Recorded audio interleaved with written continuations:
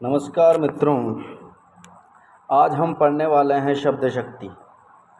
शब्द शक्ति एक ऐसा भाग है जो सभी प्रकार की प्रतियोगिता परीक्षाओं में इसका भाग लगा हुआ, ये पार्ट लगा हुआ है।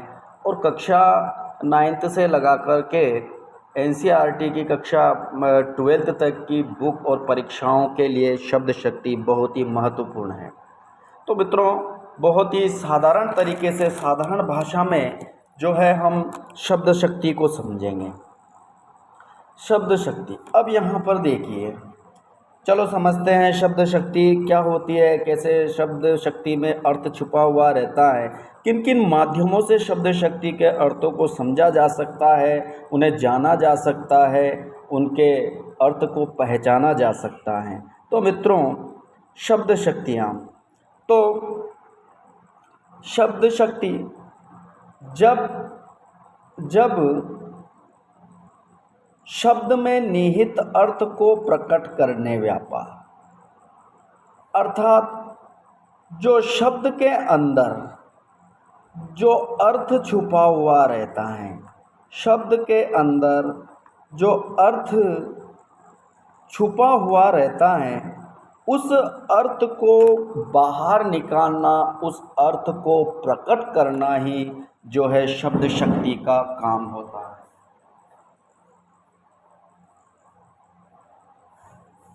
उस अर्थ में, वो किसी शब्द या वाक्य में जब कोई अर्थ छुपा हुआ रहता है और उस अर्थ को बाहर निकालना जो है ये शब्द शक्ति का काम होता है।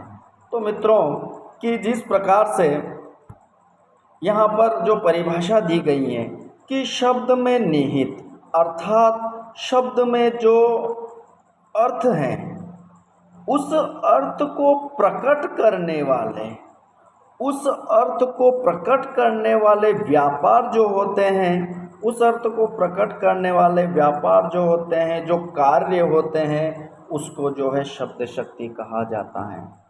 शब्द का कोई एक निश्चित अर्थ नहीं होता। जैसे कि मित्रों, शब्द का कोई एक निश्चित अर्थ नहीं होता है। शब्द का निश्चित अर्थ नहीं होता है। शब्द का निश्चित अर्थ नहीं होता है। उसका अर्थ तो उसके प्रयोग पर निर्भर करता है।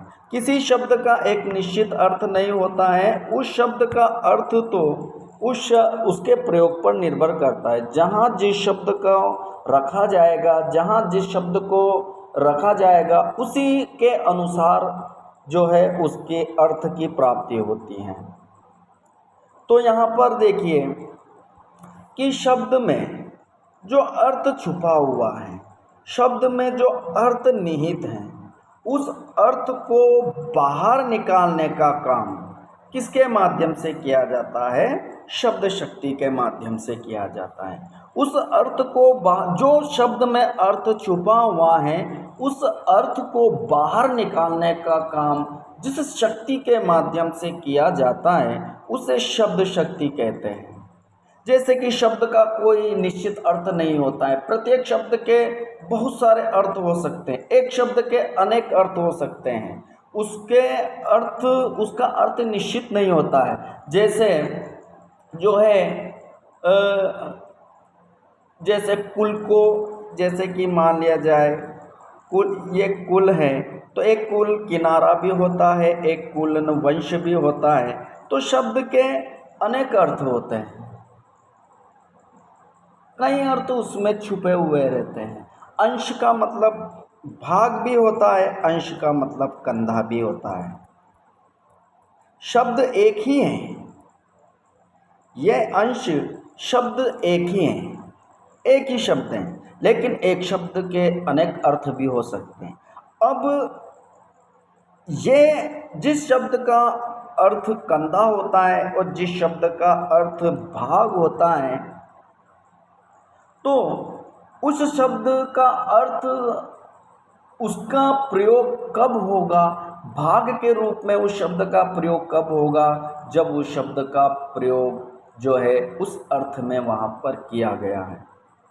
तो इस प्रकार से शब्दों के अनेक अर्थ होते हैं और किंतु उस शब्द का प्रयोग किस अर्थ में किस जगह पर होगा वह उसके प्रयोग पर निर्भर करता है, क्योंकि एक ही शब्द को भिन्न भिन्न संदर्भों में काम में लेने से उसके भिन्न भिन्न अर्थ जो है निकलते हैं।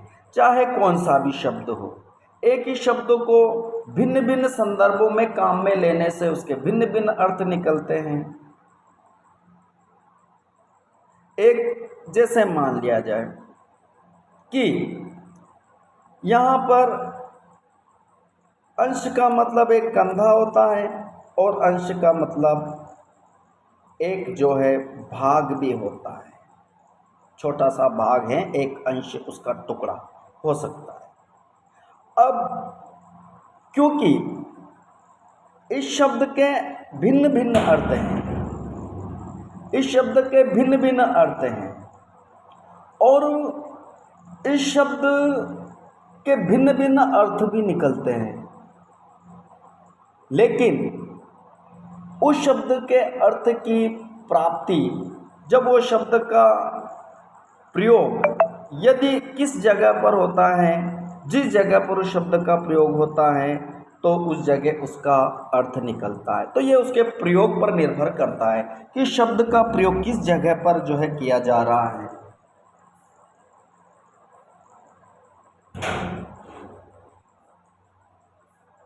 शब्द का प्रयोग जो है किस संदर्भ में वहाँ पर किया गया है, तो यह अर्थ निकालने का जो कार्य किया जाता है, यह अर्थ निकालने का काम किया जाता है शब्द शक्ति के माध्यम से।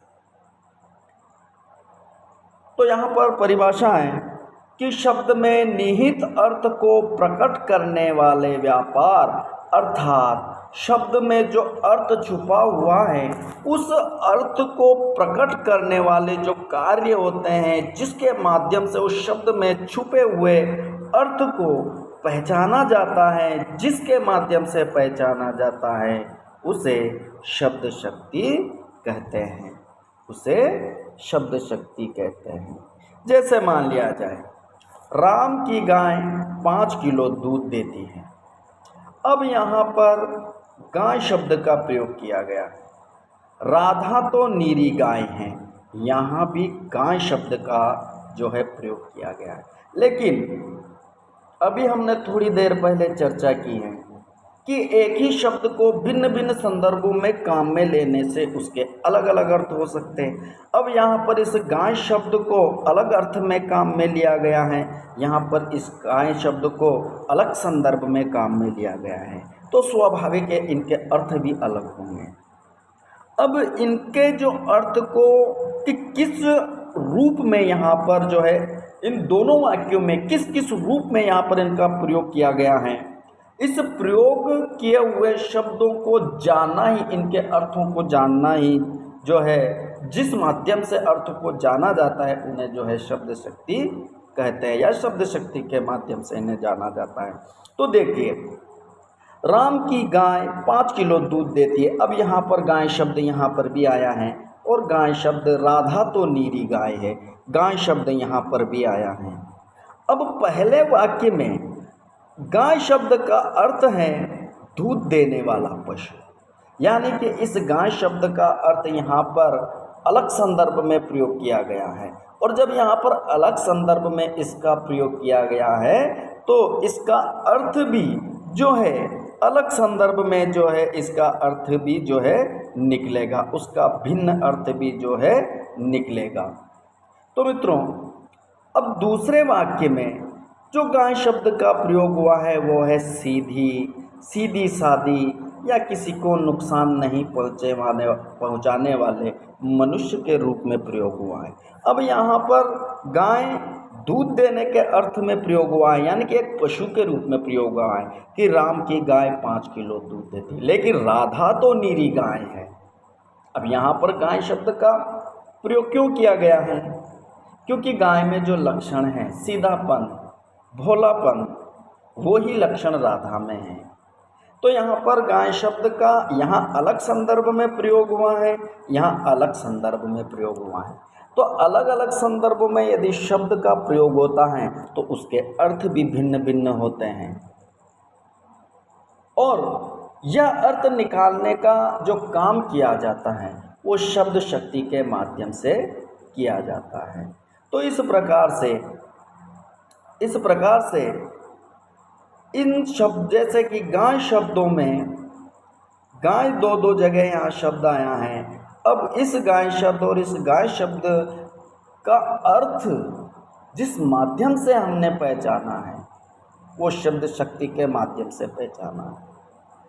तो शब्द में निहित अर्थ को प्रकट करने वाले व्यापार जो होते हैं उन्हें शब्द शक्ति कहा जाता है। जैसे राम की गाय 5 किलो दूध देती है, राधा तो नीरी गाय है, अर्थात राधा तो बेचारी सीधी सादी गाय है। यानी कि गाय शब्द का प्रयोग यहाँ पर भी किया गया और यहाँ पर भी किया गया, लेकिन यहाँ पर गाय शब्द का प्रयोग अलग संदर्भ में किया गया है और यहाँ पर गाय शब्द का प्रयोग अलग संदर्भ में किया गया है। तो इन गाय शब्द के दोनों वाक्यों में प्रयोग हुआ है, लेकिन दोनों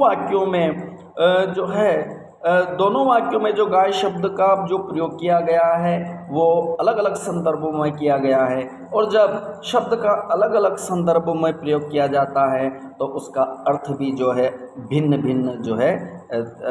भिन्न अर्थ वो जो है देता है, वो शब्द भिन्न भिन्न अर्थ देता है। तो इस प्रकार से इन्हें क्या कहा जाता है? शब्द शक्ति कहा जाता है। तो शब्द में निहित अर्थ को प्रकट करने वाले जो व्यापार होते हैं, जो कार्य होते हैं, जिन माध्यमों से शब्द के अर्थ को पहचाना जाता है उन्हें शब्द शक्ति कहते हैं। जिस शक्ति के माध्यम से शब्दों के अर्थ को पहचाना जाता है उन्हें शब्द शक्ति जो है कहते हैं। तो इस प्रकार से पहले वाक्य में गाय शब्द जो है दूध देने के संदर्भ में प्रयोग हुआ है, और दूसरे वाक्य में गाय शब्द जो है एक सीधी सादी, एक किसी को नुकसान न पहुंचाने वाली, एक जिस प्रकार से एक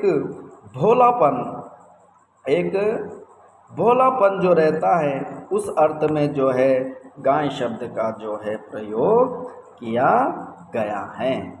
तो इसे कहते हैं शब्द शक्ति जो है कहते हैं। अब जो है शब्द शक्ति कितने प्रकार की होती है, ध्यान से अपन समझेंगे मित्रों। शब्द शक्तियाँ कितने प्रकार की होती हैं? तो शब्द शक्तियाँ 3 प्रकार की होती हैं। एक होती हैं अभिधा शब्द शक्ति, एक होती हैं लक्षणा शब्द शक्ति, और एक होती हैं व्यंजना शब्द शक्ति। वैसे शब्द शक्तियों के तो बहुत जो है अलग अलग आचार्यों ने जो है अलग अलग तरीके से इनके प्रकारों की व्याख्या की हैं, लेकिन यहाँ पर मुख्य रूप से जो प्रकार बताए गए हैं, जो सर्वमान्य हैं, उन प्रकारों पर जो है हम चर्चा करेंगे। तो शब्द शक्तियाँ कितने प्रकार की होती हैं? तो शब्द शक्तियाँ जो है 3 प्रकार की होती हैं।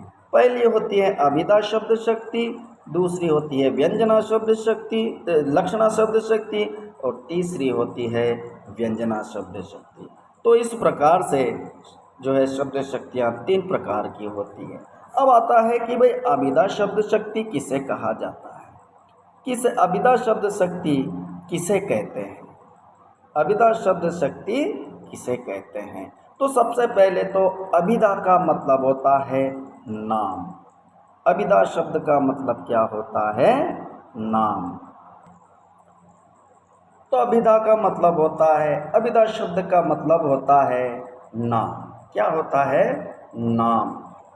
अतः वक्ता द्वारा बोले गए वाक्य, देखो यहाँ पर समझना, वक्ता कौन? जो बोलता है, बोलने वाला, जो बोलने वाला व्यक्ति होता है उसे कहते हैं वक्ता। जिस প্রকার से मैं बोल रहा हूँ तो मैं एक प्रकार से जो है वक्ता का काम कर रहा हूँ, तो वक्ता। अब वक्ता द्वारा बोले गए शब्द, वाक्य या शब्द के साधारण एवं व्यवहारिक अर्थ को प्रकट करने वाली प्रकट करने वाली शक्ति को अभिधा शब्द शक्ति कहते हैं। थोड़ा ध्यान से अपन जो है यहाँ पर समझेंगे कि यह शब्द शक्ति किसी के गुण, कोई जाति, कोई द्रव्य और क्रिया आदि का बोध कराती है, आदि का जो है ये बोध कराती है।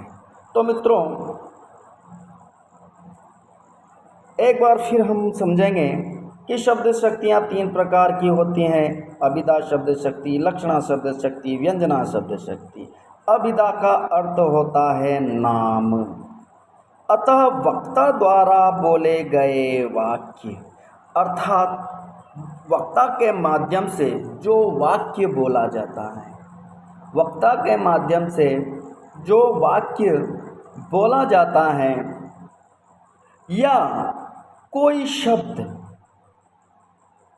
के साधारण एवं व्यावहारिक अर्थ, यानी कि वक्ता द्वारा जो बोला गया जो शब्द है, वक्ता द्वारा बोला गया जो वाक्य हैं, उस शब्द और वाक्य के साधारण एवं व्यावहारिक अर्थ को प्रकट करने वाली शक्ति को, वक्ता के माध्यम से जो बात कही गई है, जो वाक्य कहा गया है, जो शब्द कहा गया है, उन शब्दों के व्यावहारिक अर्थ को, साधारण अर्थ को प्रकट करने वाले जो शक्ति होती हैं उसे अभिधा शब्द शक्ति कहते हैं, उसे अभिधा शब्द शक्ति कहते हैं। और अभिधा शब्द शक्ति का प्रयोग जो है मुख्य रूप से जहाँ पर किसी के गुण बताए जाते हों, जहाँ पर किसी की जाति का बोध किया जाता हो, या जहाँ पर जो है द्रव्य का बोध होता हो, द्रव्य के बारे में जाना जाता हो, या क्रिया के बारे में बोध होता हो, वहाँ पर जो है अभिधा शब्द शक्ति होती है। अभिधा शब्द शक्ति जो मुख्य रूप से जो ये वर्तमान पर निर्भर करती है, अभिधा शब्द शक्ति होती हैं ये वर्तमान पर निर्भर करती है। किस पर निर्भर करती हैं? ये वर्तमान पर जो है निर्भर करती हैं। अभिधा शब्द शक्ति जो होती है ये वर्तमान पर निर्भर होती है। अभिधा शब्द शक्ति में जो वक्ता जो वाक्य बोलता है, वक्ता जो वाक्य बोलता है या शब्द बोलता है, उसका अर्थ तत्काल ग्रहण कर लिया जाता है, वहाँ पर अभिधा शब्द शक्ति होती है। कि मान लिया जाए मैदान में गधा चल रहा है, अब यहाँ पर किसी भी प्रकार का दिमाग पर जोर नहीं डाला जाता है, यानी कि अभिधा शब्द शक्ति में किसी भी प्रकार के दिमाग पर जोर नहीं डाला जाता है, और ना ही जो है इसका कोई अन्य अर्थ निकलता है। इसका अर्थ जैसा वक्ता बोलता है वैसा का वैसा सीधे अर्थ ग्रहण कर लिया जाता है, वहाँ पर जो है अभिधा शब्द शक्ति होती है। जैसे मैदान में गधा चल रहा है, अब यहाँ पर ज़्यादा सोचने समझने की ज़रूरत नहीं है। मैदान का मतलब मैदान है, गधे का मतलब गधा है, यानी कि चरने का मतलब चर रहा है, यानी कि कोई नई बात नहीं है, इसमें कोई बात घुमा फिरा करके नहीं कही गई है, कोई तीसरा अर्थ इसका नहीं निकल रहा है। तो यहाँ पर जो क्या है, जैसे रोड पर बस जा रही हैं, जैसे सड़क पर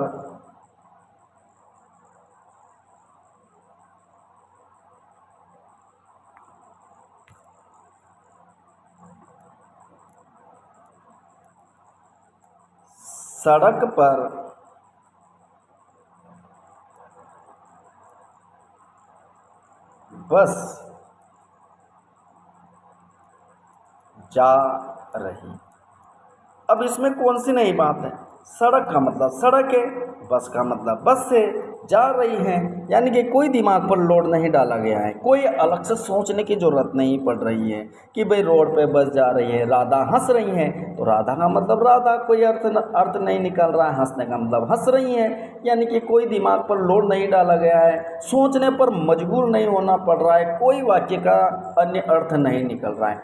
तो जहाँ पर शब्द के अर्थ को, वाक्य के अर्थ को सीधे सीधे ग्रहण कर लिया जाता है और व्यावहारिक और साधारण अर्थ में ग्रहण कर लिया जाता है तो वहाँ पर जो है अभिधा शब्द शक्ति होती है। इसीलिए यहाँ कहा गया है कि वक्ता द्वारा बोले गए वाक्य, यानी कि वक्ता चाहे कौन सा भी वाक्य बोले गए शब्द या शब्द बोले, उन वाक्य या शब्दों का साधारण और व्यावहारिक अर्थ प्रकट करने वाली, यानी कि ये सड़क पर बस जा रही है, ये साधारण अर्थ प्रकट कर रही है, व्यावहारिक अर्थ प्रकट कर रही है, कोई सोचने समझने की जरूरत नहीं पड़ रही, कोई अन्य अर्थ वाक्य का नहीं निकल रहा है। सीधे सीधे वक्ता ने जो वाक्य बोला है, जो शब्द बोला है, उसका सीधे सीधे श्रोता उसका अर्थ ग्रहण कर लेता है। वहाँ पर जो है अभिधा शब्द शक्ति होती है। जैसे मैदान में गधा चल रहा है, अब यहाँ पर कोई ज़रूरत नहीं है सोचने की, मैदान का मतलब मैदान है, कोई तीसरा अर्थ नहीं निकल रहा है। गधे का मतलब गधा है, चल रहा का मतलब चल रहा है, कोई तीसरा अर्थ की प्राप्ति जो है यहाँ पर नहीं हो रही है, तो वहाँ पर जो है अभिधा शब्द शक्ति होती है। तो अभिधा का अर्थ होता है नाम, अतः वक्ता द्वारा बोले गए वाक्य या शब्द के साधारण एवं व्यावहारिक अर्थ को प्रकट करने वाली शक्ति को जो है अभिधा शब्द शक्ति कहते हैं। यह शब्द शक्ति किसी के गुण, जाति, द्रव्य और क्रिया का बोध कराती है। ये क्रिया का बोध करा रही है। मैदान में गधा चल रहा है, यह एक जाति का भी बोध करा रही है। वो जो है एक पशु जाति का है तो उसका भी एक बोध करा रही है। राधा सुंदर है, राधा सुंदर है, तो राधा का मतलब राधा यहाँ पर गुण का बोध करा रही है। सुंदर है तो सुंदर है। अगर अपन यूँ कह दें कि राधा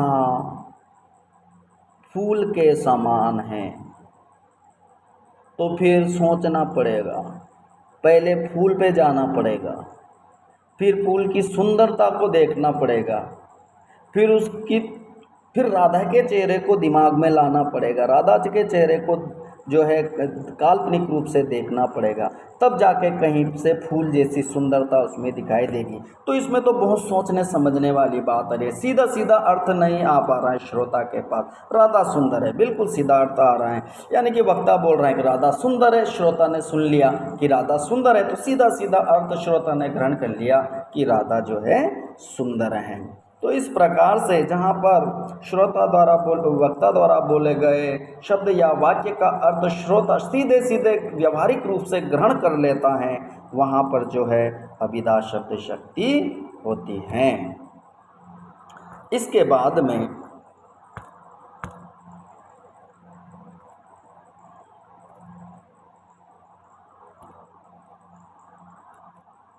दूसरी आती है लक्षणा शब्द शक्ति। अब लक्षणा शब्द शक्ति में क्या होता है? लक्षण का मतलब गुण, सीधा साधा अर्थ है। लक्षण का मतलब गुण, यानी कि जैसे लक्षण का मतलब विशेषता, लक्षण का मतलब गुण, तो शब्द से ही अपने को इसका अर्थ मालूम पड़ रहा है कि लक्षणा शब्द शक्ति यानी कि गुण के माध्यम से जिस शब्द का अर्थ जाना जाता है, पहचाना जाता है, या गुणों के माध्यम से जिस वाक्य या शब्द का अर्थ जाना जाए, पहचाना जाए, वहाँ पर जो है लक्षणा शब्द शक्ति होती है। अब यहाँ पर जो है देखिए, जब वक्ता कौन? बोलने वाला। वक्ता कौन है? बोलने वाला।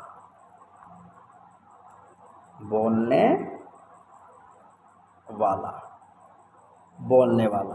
तो जब वक्ता द्वारा बोले गए शब्द के वाच्यार्थ मुख्यार्थ, अब देखो यहाँ पर एक बात अपन जो है वापस चलते हैं उस जगह पर कि इस अभिधा शब्द शक्ति को वाच्यार्थ भी कहते हैं। वाच्यार्थ यानी के बोलने के माध्यम से अर्थ को जानना। इस अभिधा शक्ति को मुख्यार्थ भी कहते हैं। इसको मुख्यार्थ यानी कि जो मुख्य अर्थ को प्रकट करती है, और इस अभिधा शब्द शक्ति को संकेतार्थ भी कहते हैं। इस अभिधा शब्द शक्ति को संकेतार्थ भी कहते हैं, यानी कि इसको वाच्यार्थ भी कहते हैं, मुख्यार्थ भी कहते हैं और संकेतार्थ भी जो है इसे कहा जाता है।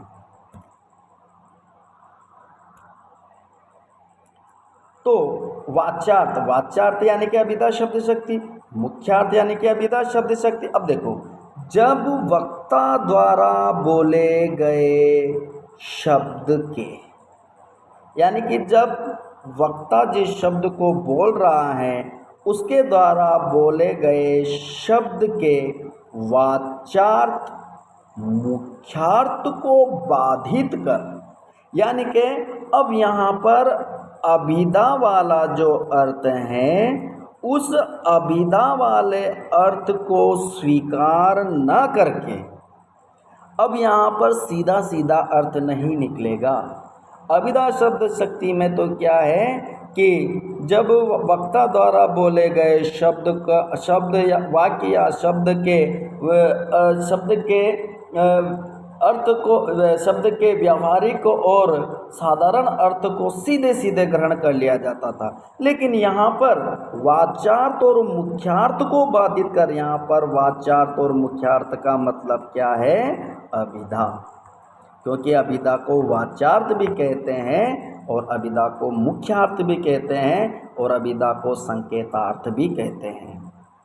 तो जब वक्ता द्वारा बोले गए वाच्यार्थ मुख्यार्थ अर्थात अभिधा वाले अर्थ को बाधित करके, अर्थात अभिधा वाले अर्थ को स्वीकार न करके किसी अन्य अर्थ को ग्रहण कर लिया जाए,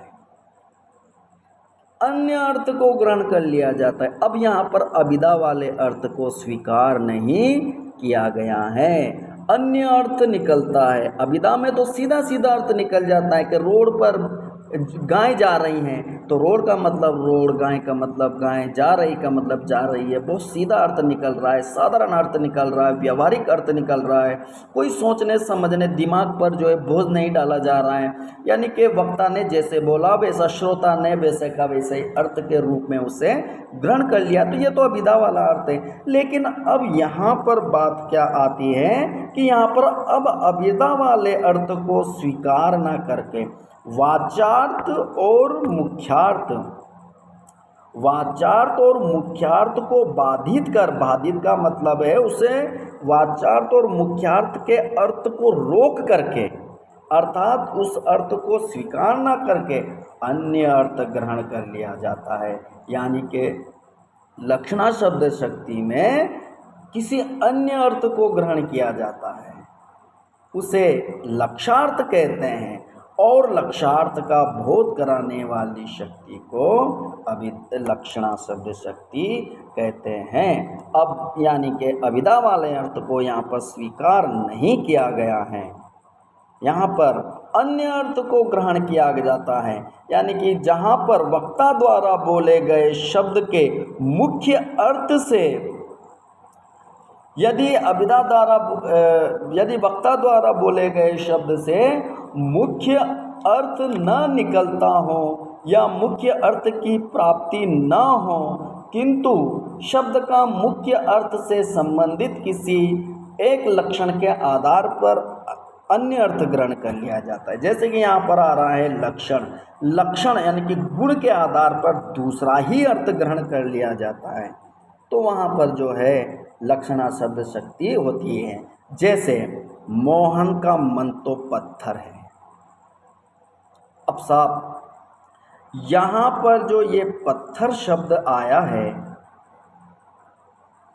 अब ये जो पत्थर शब्द है ये तो एक ठोस पदार्थ है।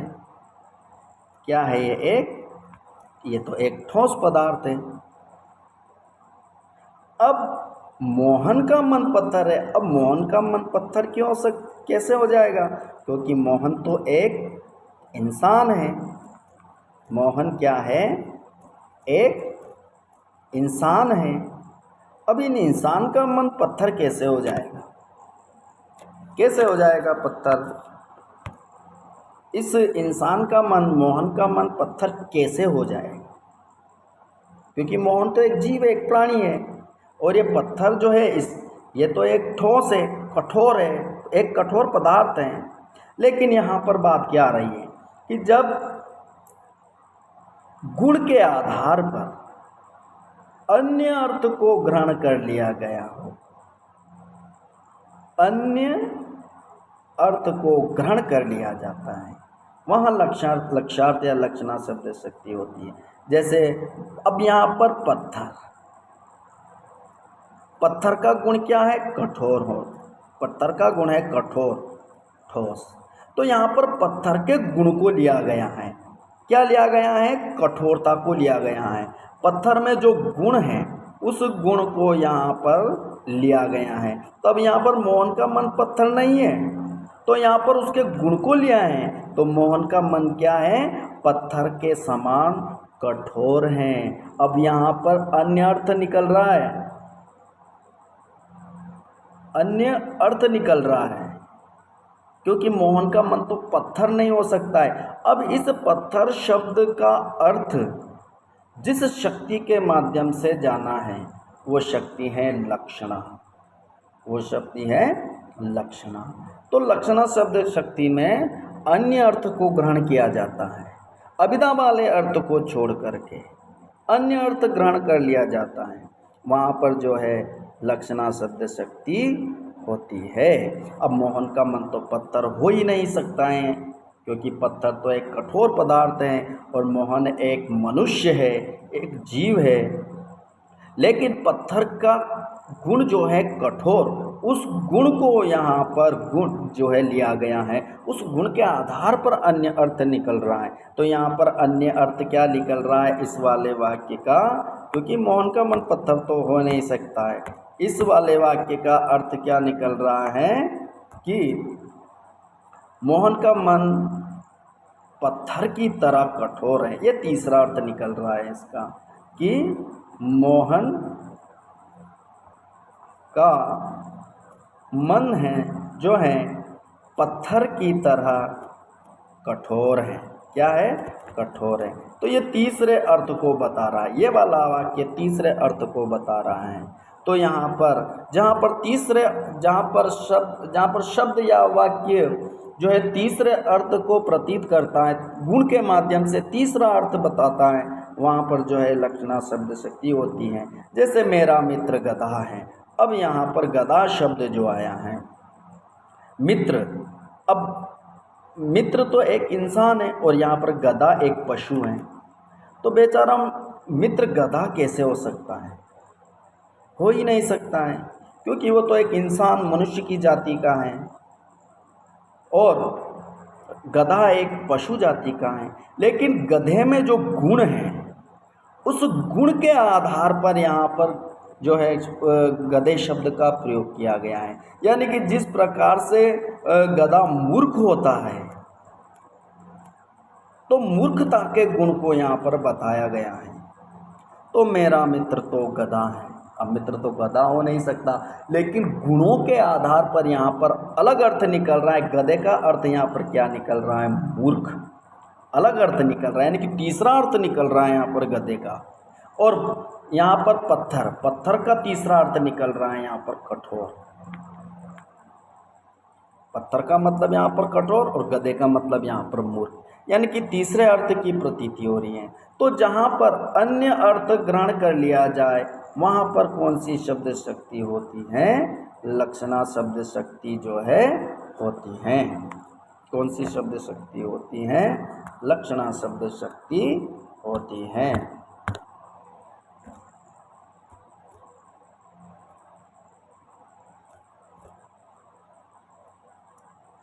अब लक्षणा शब्द शक्ति के भेद। लक्षणा शब्द शक्ति के जो है कितने भेद होते हैं? तो लक्षणा शब्द शक्ति के जो है दो भेद माने गए हैं। एक तो है रूढ़ा लक्षणा और एक है प्रयोजनवती लक्षणा। एक रूढ़ा लक्षणा और एक प्रयोजनवती लक्षणा। तो यहाँ पर जो देखिए, वैसे तो लक्षणा शब्द शक्ति के बहुत सारे आचार्यों ने अनेक प्रकार के भेद जो है यहाँ पर किए हैं, अनेक प्रकार के भेद यहाँ पर जो है किए हैं।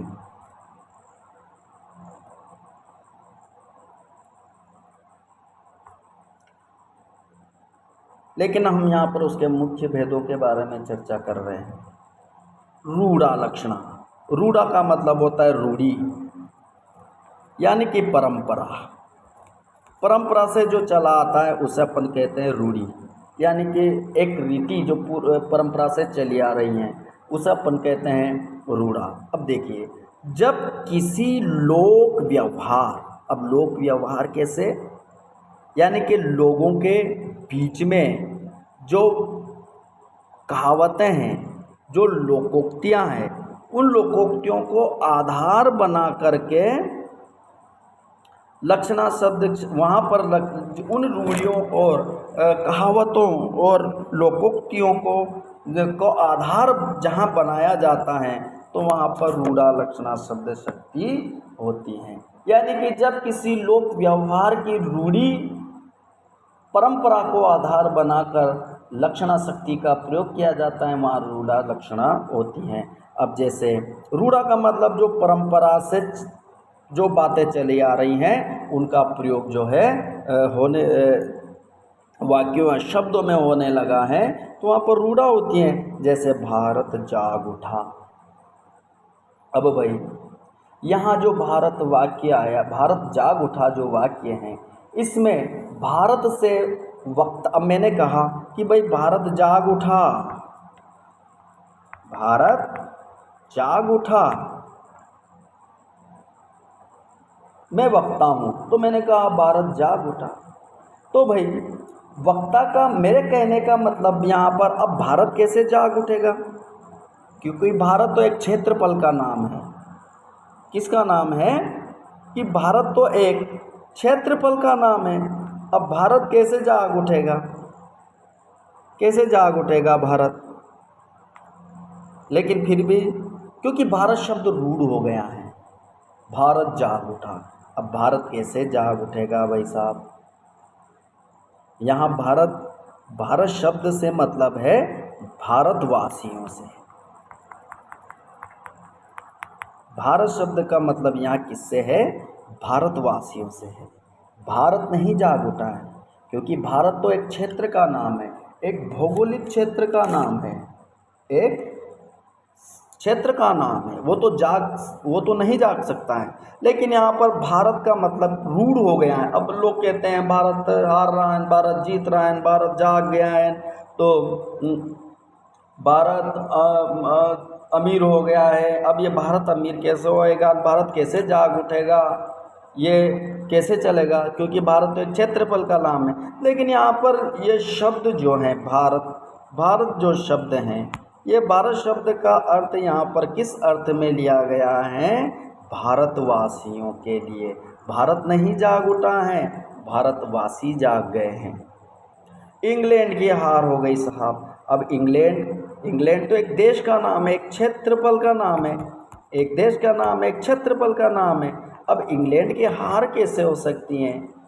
लेकिन रूढ़ हो गया है, रूढ़ी से, परंपरा से ऐसे ही चला आ रहे लोग, तो वो वही बातें बन गई हैं। तो इंग्लैंड का मतलब इंग्लैंड की भारी हार हुई, इंग्लैंड की नहीं हार हुई, इंग्लैंड के निवासियों की या इंग्लैंड के लोगों की हार हुई है। लेकिन परंपरा से वही चला आ रहा है, परंपरा से वही चला आ रहा है कि इंग्लैंड की हार हो गई, इंग्लैंड की, भारत जाग उठा। अब इंग्लैंड की हार कैसे हो सकती है, इंग्लैंड कभी हारता है क्या। इंग्लैंड तो एक क्षेत्रफल का नाम है, एक देश का नाम है, कैसे हारेगा वो। लेकिन रूढ़ हो गया है, इंग्लैंड की भारी हार हुई। इंग्लैंड की हार नहीं हुई है, इंग्लैंड के लोगों की हार हुई है। तो यहाँ बात क्या आ रही है कि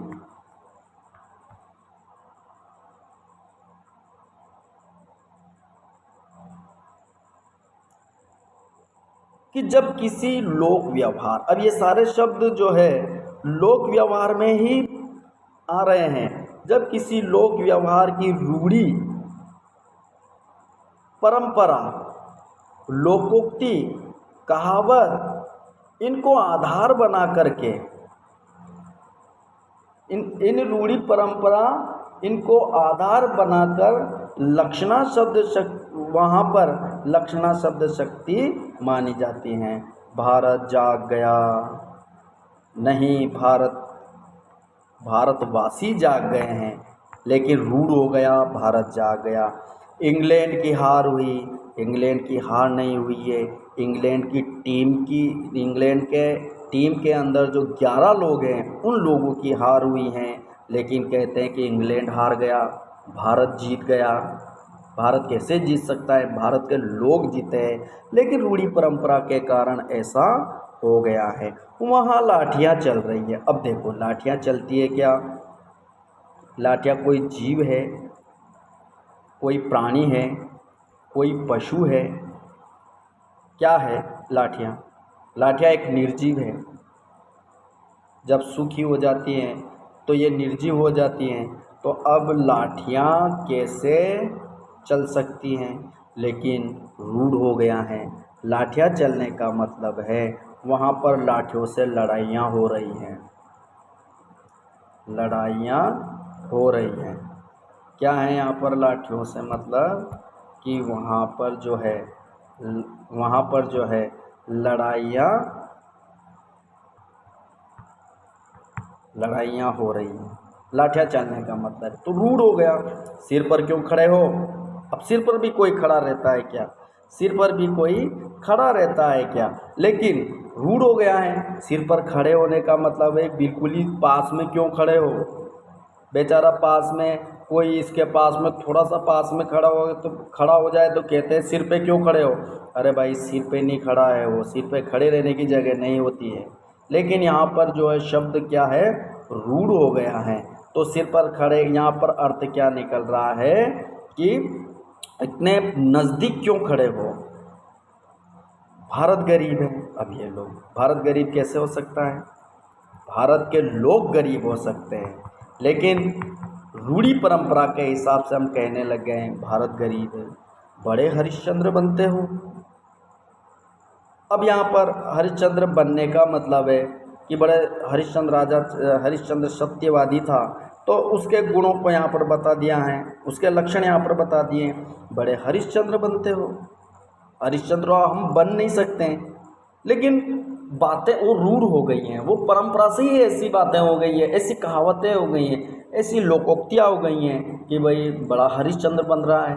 अब हरिश्चंद्र वो बन नहीं सकता है। हरिश्चंद्र का मतलब है कि वो हरिश्चंद्र सत्यवादी था, तो यहाँ पर हरिश्चंद्र शब्द से मतलब है कि बड़ा सत्यवान बन रहे हो। तो इस प्रकार से जहाँ पर शब्द रूढ़ी के माध्यम से या किसी लक्षणा शब्द शक्ति में एक ध्यान रखना कि इसमें लोकोक्तियाँ हो सकती है, कहावतें हो सकती है, और इसमें मुहावरे हो सकते हैं। तो इस जहाँ पर लोकोक्तियाँ और मुहावरे जनक शब्द आते हैं, वाक्य आते हैं, तो वहाँ पर जो है लक्षणा शब्द शक्ति होती है।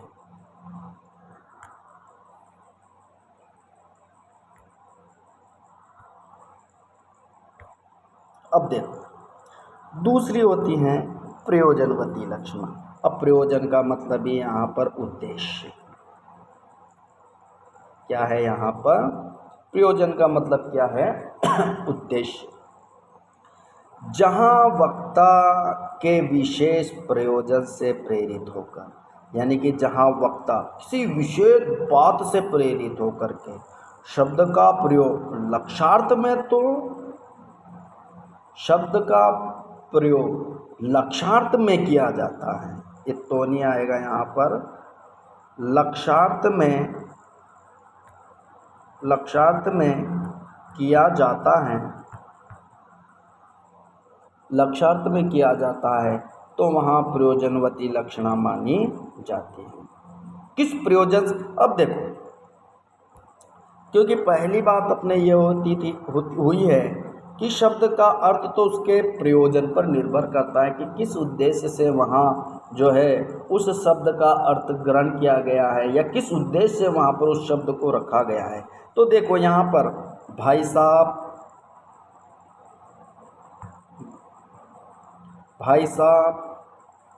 आपने 4 साल से मकान का काम छेड़ रखा है। आपने 4 साल से मकान का काम छेड़ रखा है। यह ताजमहल कब पूरा होगा? अब एक ताजमहल शब्द का प्रयोग यहाँ हुआ है। मेरे पड़ोसी ने क्या ताजमहल बनाया है, एक ताजमहल का प्रयोग यहाँ हुआ है।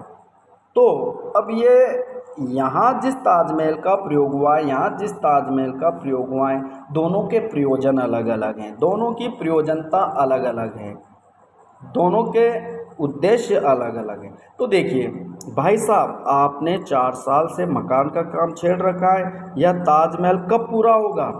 तो यानी कि वो कह रहे हैं कि भाई आप कोई ताजमहल बना रहे क्या? ताजमहल, अब यहाँ पर ताजमहल प्रयोजन, किस प्रयोजन से यहाँ पर ताजमहल का प्रयोग किया गया है? क्योंकि ताजमहल को बनने में बहुत समय लगा था, शायद उसमें 2 वर्ष या 3 वर्ष 4 वर्ष जो भी लगे हों, तो बहुत समय ताजमहल को बनने में लगा था। तो उसकी समयता को देख करके यहाँ पर ताजमहल शब्द का प्रयोग किया गया है कि आपने 4 साल हो गए काम छेड़ रखा है, टक टक की आवाज़ें आती रहती है, तो क्या आप ऐसा क्या ताजमहल बना रहे हैं क्या? ये ताजमहल का काम कब पूरा होगा? यानी कि यहाँ पर प्रयोजन के आधार पर अर्थ को ग्रहण किया गया है कि भाई ये जो ताजमहल बना रहे हैं, ये ताजमहल का काम कब पूरा होगा? यानी कि जिस प्रकार से ताजमहल को लंबा समय लगा था, तो आप कोई ताजमहल बना रहे क्या? मेरे पड़ोसी ने क्या ताजमहल बनाया साहब? अब मेरे पड़ोसी, अब यहाँ पर ताजमहल, क्योंकि ताजमहल बहुत सुंदर इमारत है, तो यहाँ पर उसकी सुंदरता को देख करके यहाँ पर ताजमहल का प्रयोग किया गया है कि भाई मेरे पड़ोसी ने क्या ताजमहल बनाया है। तो यहाँ पर प्रयोजन, जहाँ वक्ता के विशेष प्रयोजन से यहाँ पर शब्द ताजमहल शब्द का प्रयोग किया गया है, और जहाँ पर विशेष प्रयोजन से प्रेरित होकर के कोई शब्द का प्रयोग लक्षार्थ किया जाता है, तो वहाँ प्रयोजनवती लक्षणा शब्द शक्ति होती है। हुई वीरता की वैभव के साथ सगाई झांसी में, हुई वीरता की वैभव के साथ सगाई झांसी में। अब लो साहब, वीरता तो एक भावनात्मक शब्द है, क्या इसकी सगाई हो सकती है क्या? नहीं। यहाँ पर जो है प्रयोजन बहुत अलग हैं। यहाँ पर सगाई शब्द का अर्थ अलग प्रयोजन से किया गया है, वीरता शब्द का अर्थ अलग प्रयोजन से किया गया है। मैं हूँ बहन किंतु भाई नहीं, राखी है किंतु कलाई नहीं। अब देखो, मैं हूँ बहन, अब बहन है किंतु भाई नहीं, राखी सजी पर कलाई नहीं। अब कलाई, राखी है पर कलाई नहीं। अब ये कलाई यानी कि कलाई का मतलब होता है हाथ, अपने हाथ की जो कलाई है वो कलाई नहीं, लेकिन यहाँ पर विशेष प्रयोजन से कलाई शब्द का प्रयोग किया गया है। तो यहाँ पर कलाई शब्द क्या अर्थ है? भाई। तो इस प्रकार से जहाँ विशेष प्रयोजन से प्रेरित होकर के जब कोई वक्ता किसी शब्द या वाक्य का प्रयोग लक्षार्थ में करता है, तो वहाँ पर जो है लक्षणा शब्द, प्रयोजनवती लक्षणा शब्द शक्ति होती है। तो इस प्रकार से मित्रों जो है आगे की कक्षा में जो उपादान लक्षणा और लक्षण लक्षणा और व्यंजना लक्षणा के जो भेद हैं, शाब्दी व्यंजना और आर्थी व्यंजना जो है, इनको जो है हम समझेंगे। तब तक के लिए आपको यदि पढ़ने में मज़ा आ रहा है, कुछ चीज़ें समझ में आ रही हैं, तो आप इसे लाइक कर दें, शेयर कर दें, ताकि जो मैं अगला वीडियो बहुत ही महत्वपूर्ण विषय का वीडियो लेकर के आपके सामने जो है उपस्थित हो सकूं। धन्यवाद।